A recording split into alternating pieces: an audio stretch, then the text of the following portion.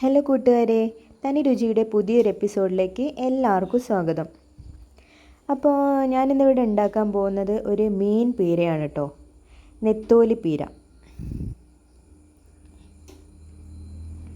അപ്പോൾ നെത്തോലി പീരയ്ക്ക് വേണ്ട ഇൻഗ്രീഡിയൻസ് എന്തൊക്കെയാണെന്ന് വെച്ചാൽ തേങ്ങ, പിന്നെ കുറച്ച് മഞ്ഞൾപ്പൊടി, ഒരു 2 പച്ചമുളക്, പിന്നെ കറിവേപ്പില, പിന്നെ ചെറിയുള്ളി. ഇത്രയും മതി കേട്ടോ.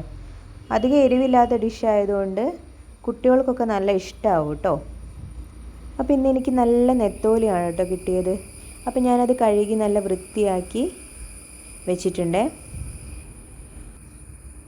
പിന്നെ ഞാൻ നേരത്തെ പറഞ്ഞ ഇൻഗ്രീഡിയൻസ് ഒക്കെ ചതച്ച് ഒരു പാനിലേക്ക് ആക്കി വെച്ചിട്ടുണ്ട്. അപ്പോൾ അതിലേക്ക് ഇച്ചിരി വെളിച്ചെണ്ണ ഒഴിച്ചു കൊടുക്കാം. വെളിച്ചെണ്ണ ഒഴിച്ചിട്ട് അതിൻ്റെ പച്ചമണം മാറുന്നത് വരെ ചെറുതായിട്ടൊന്ന് സോട്ട് ചെയ്ത് കൊടുക്കാം. ഒരു 2 മിനിറ്റ് മതി കേട്ടോ.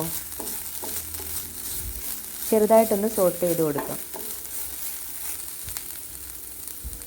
ശേഷം നമുക്ക് വേണ്ട ഉപ്പ് ചേർത്ത് കൊടുക്കുക കേട്ടോ. നമ്മുടെ ടേസ്റ്റിനനുസരിച്ച് ഉപ്പ് ചേർത്ത് കൊടുക്കുക.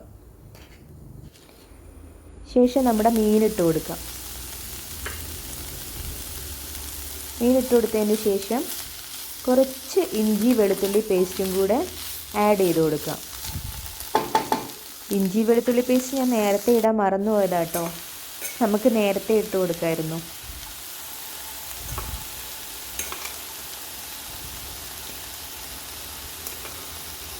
എന്നിട്ട് ചെറുതായിട്ടൊന്ന് സോട്ട് ചെയ്ത് കൊടുക്കാം. അധികം ഇളക്കിയിട്ട് നമ്മുടെ മീൻ ഉടച്ച് കളയരുത് കേട്ടോ. ചെറുതായിട്ടൊന്ന് സോട്ട് ചെയ്ത് കൊടുത്താൽ മതി. അധികം ഇളക്കിയാൽ നമ്മുടെ മീനൊക്കെ പൊടിഞ്ഞു പോവും. പിന്നെ നമുക്ക് ആവശ്യത്തിന് മീൻ കുക്കാവാൻ വേണ്ടിയിട്ടുള്ള വെള്ളം കൂടി ഒഴിച്ചു കൊടുക്കാം.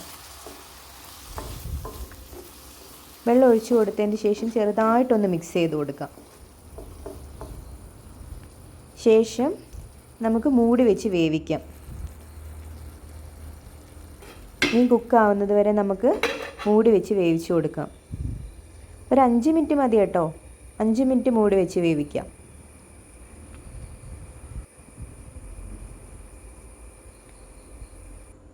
അഞ്ച് മിനിറ്റ് കഴിഞ്ഞിട്ടുണ്ട് കേട്ടോ.